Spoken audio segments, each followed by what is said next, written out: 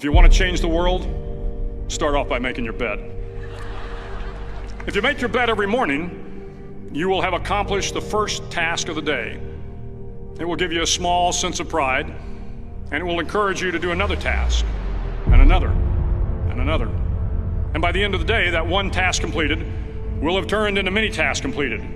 Making your bed will also reinforce the fact that the little things in life matter. If you can't do the little things right, you'll never be able to do the big things right. And if by chance you have a miserable day, you will come home to a bed that is made, that you made. And a made bed gives you encouragement that tomorrow will be better. To pass SEAL training, there are a series of long swims that must be completed. One is the night swim. Before the swim, the instructors joyfully brief the students on all the species of sharks that inhabit the waters off San Clemente. They assure you, however, that no student has ever been eaten by a shark, at least not that they can remember. But you are also taught that if a shark begins to circle your position, stand your ground. Do not swim away. Do not act afraid.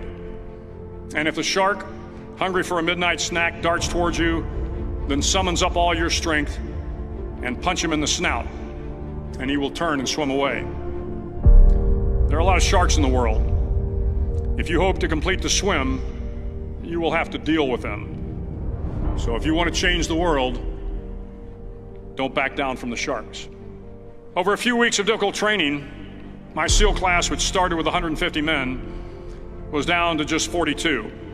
There were now 6 boat crews of 7 men each.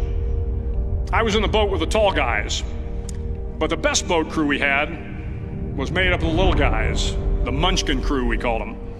No one was over 5'5". The Munchkin boat crew had 1 American Indian, 1 African American, 1 Polish American, 1 Greek American, 1 Italian American, and 2 tough kids from the Midwest. They out-paddled, outran, and outswam all the other boat crews.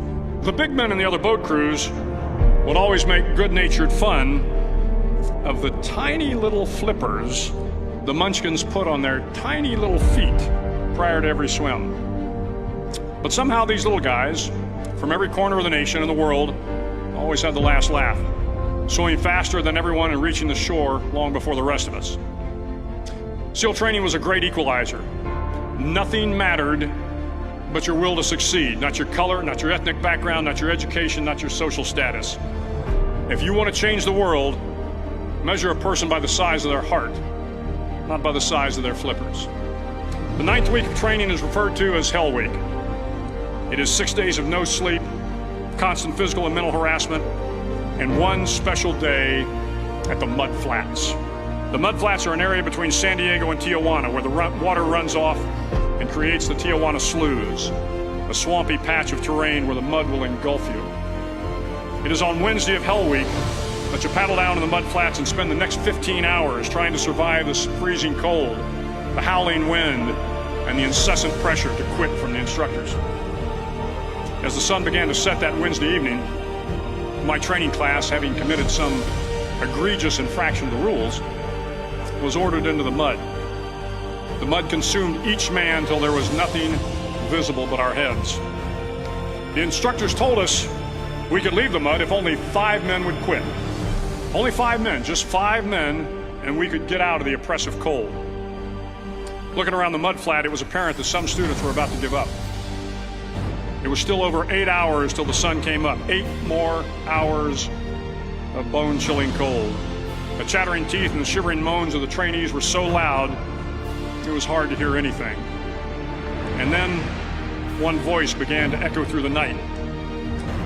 One voice raised in song. The song was terribly out of tune, but sung with great enthusiasm. One voice became 2, and 2 became 3, and before long, everyone in the class was singing.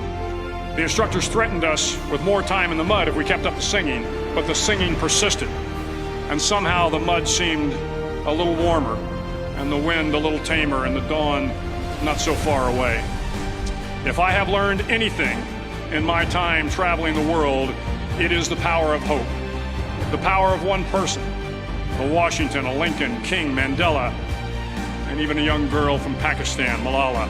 One person can change the world by giving people hope. So if you want to change the world, start each day with a task completed. Find someone to help you through life. Respect everyone. Know that life is not fair and that you will fail often. But if you take some risks, step up when the times are the toughest, face down the bullies, lift up the downtrodden, and never ever give up. If you do these things, the next generation and the generations that follow will live in a world far better than the one we have today. And what started here will indeed have changed the world for the better.